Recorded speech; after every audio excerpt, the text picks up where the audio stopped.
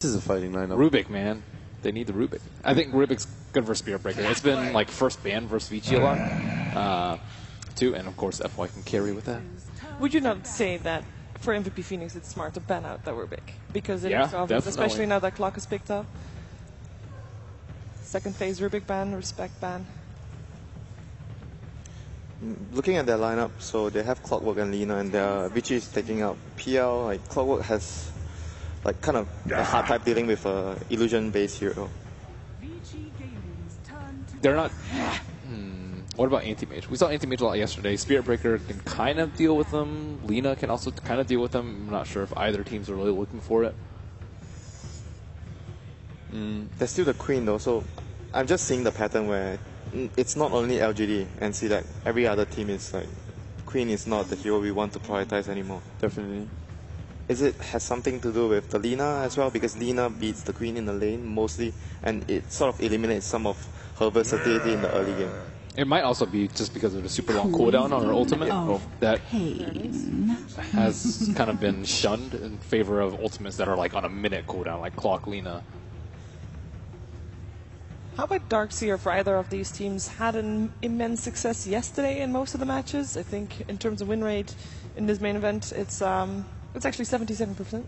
I feel like if one of those teams pick Darkseer, then it's going to be MVP Phoenix. Yeah, because Clockwork for VG already. And there's also a lot of synergy between Spirit Breaker and Darkseer.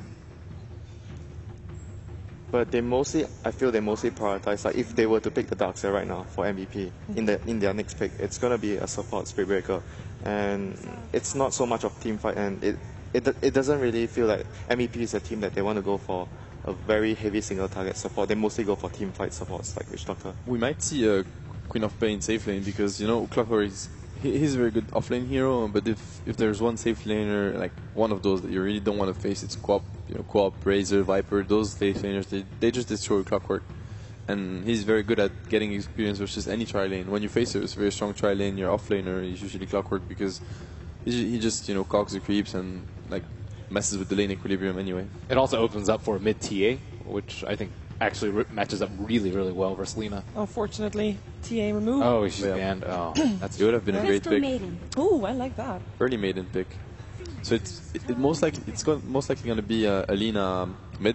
I'd say I don't think maiden plus Lina support is such a combo. It has a lot of burst damage, but Fire Nice. It's sisters. Nice. They do the same pretty much. They nuke people. It's not very reliable disables. I don't think they're a good support duo. Fair enough. And Super plays an amazing Lina as well. It's funny to see that yesterday Naga was such a contested pick, but between the two teams right now, no one is actually touching the hero. Yeah, East versus East, they just ignored. That's what I love about that TI is that the meta is so different. Every game, it's exactly what RT said yesterday. Actually, every game has its own meta. Like all the teams, they can go for different picks, different playstyles, and none of those is actually weaker. It's just everything's viable so far. So there we go. That nuts Witch Doctor.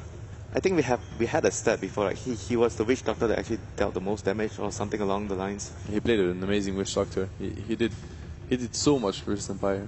I find that for not playing Witch Doctor, it's normally his positioning that is so on point. He finds that spot for his ultimate, not able to get interrupted at all, and just his positioning is the reason why his Witch Doctor is so insane. And talk about the battle of the Singaporeans. Clockwork will be played by ISSI, so it'll be the Clock's job to actually make sure that doesn't happen in the fights. Definitely. It's really like a fighting lineup for MVP Phoenix, honestly. They're looking for fights. They have a lot of heals, they have a lot of sustain. Rubik. So it is actually for sure Lina mid, or it could be another role, but Rubik from FY. Rubik and Maiden, not also the greatest support duo. I mean, if you look at Vici's gaming lineup right now, they're again looking for a hard carry because you lack a lot of physical damage. Sure, the Lina brings a bit of anti-BKB, but besides that, I mean, I feel like Maiden, Rubik, and Clockwork together, they're very early game oriented. It's actually House Luna that gets removed. I also find that VG Gaming, looking at their lineup, they seem kind of squishy. I wouldn't be surprised to see, for example, a Spectre pick. That's the type of that's hero what I'm they looking need. for. That's what they need. A hero that can actually clean up, carry to the late game, tanky. It fits that criteria for sure. They have a lot of anti-push, so they can go late game. What about an anti-mage still? It could work, but I feel like Anti-Mage... Too much pressure, maybe. Yeah. I don't think Anti-Mage is the best hero because he's really not going to be able to join fights early at all, maybe even later. They have really good heroes versus Anti-Mage. They have a lot of physical and control. I'd like to see a Spectre here. Yeah, Spectre is really good at... We talk about Witch Doctor he's going to be able to deal damage from behind, but Spectre is the carry that you can find him no matter what. Exactly. So that's a good way of dealing with the Witch Doctor. And they don't have so much AoE, like they can't really control Spectre's ulti. They're all gonna take a lot of damage from it. Yeah, the only issue with that is I feel it's similar to Anti-Mage. She's going to be under pressure in the lane because laning phase is more or less worse than AM even. A hero they could go for as well that could work really well would be a Naga carry right now for Vichy Gaming. I don't know if they play that. Ooh. That's very interesting. That's QO start. You know, that's just like a MVP lineup, you know. Yeah, fight. It really is. Just go for fights. I think Naga carry could do a lot for Vichy Gaming. They have nothing versus Illusions right now. Even PL, but PL is banned. So I could see a Naga carry. It's also a very strong lane. They're not going to be under pressure too early. They need someone that can actually deal with everything, like carry the whole team through. I think it's much safer to go with the Spectre pick because she can fight a lot more early, and you know MVP Phoenix is going to be fighting all the time. It's just that the laning phase and the early game for the Spectre is going to be very, very difficult against Slug and Spirit Breaker. They don't really need much to pressure you. They just need their levels, and Spectre will be under heavy fire against those two heroes. What carry would you prefer?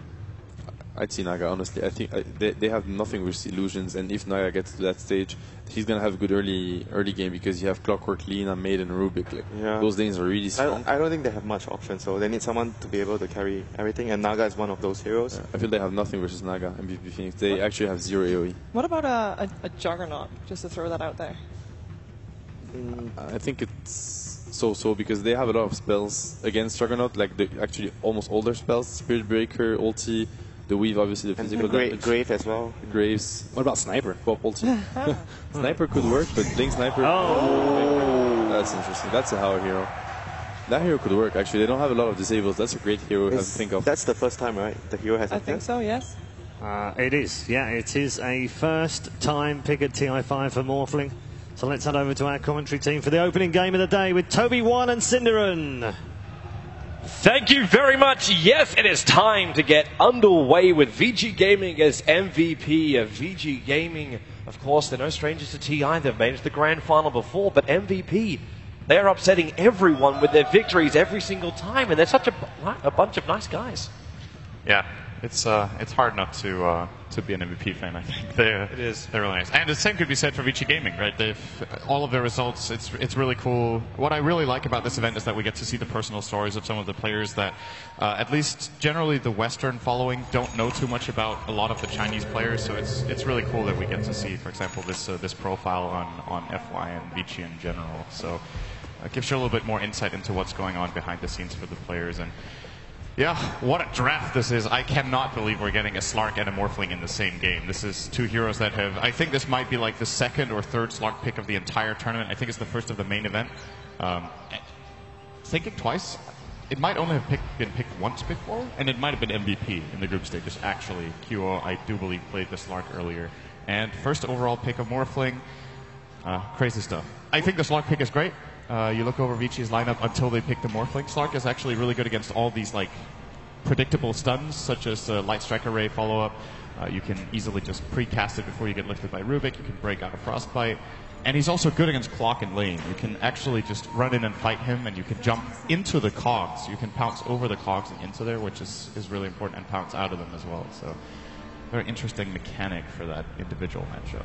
And if we were looking for MVP to give us something, we always knew it was going to be some kind of unique pick. These guys were known for running heroes, which may not be the standard meta, being like, we always think back to Warlock. MVP kept running this, even though most other teams were not looking at it. And VG Gaming to pick up a Morphling, there was a lot of debate going on during the group stages about like what heroes wouldn't be touched, and Morphling was one on the tip of the tongue of everyone. And the question was going to be like, how could you make him work? And most of the discussion was ending up in a strength-based off-lane Morphling. You use him for his long stun, almost like a Beastmaster. And now we see him in the hard #1 position in Hao's hands. So we're actually going to see a fighting Morphling coming out from VG Gaming. Yeah, the off-lane strength Morphling got nerfed, got hit really hard by the Adaptive Strike nerf, being changed from being instant to an 1150 travel speed, which sounds really fast, and it is, but it allows you to dodge it with like links, stuff like Puck's phase shift, you know, that kind of stuff. It makes it all a lot less flexible as a deck. Just to also flag out the lanes, you were talking about the Sparks being so good up against someone like a Clockwork. They've actually decided to safe lane it, the Queen of Pain, up against the Clockwork, and that pushes QO into the middle lane up against the Lina of Super, and March has to do his hard time up on the top lane. Okay, also I want to look at Hal. Let's talk more about the Morphling while we've got some time. They can be a little bit more passive in the early laning phase. What is Hal meant to build? What is his timing? And what's really the objective of this Morphling? Generally, the two core builds for Morphling are either a very combat-oriented build with an early Manta, or it's the classic Link Experience to E-Blade build-up, which also got nerfed as E-Blade was changed to a projectile, so Morphling got hit like twice as hard. I think in this game, the E-Blade is extremely powerful for their team just because of how much magic damage the other heroes also have. And it's a pretty good way of dealing with Smart.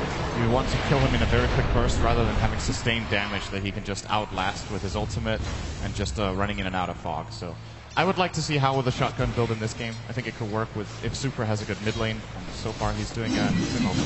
Yeah, he actually almost, if he was able to hit the Light Strike Array on QO, we'd be looking at a very one-sided lane going the way of VG Gaming, with QO able to pounce away, use his salve.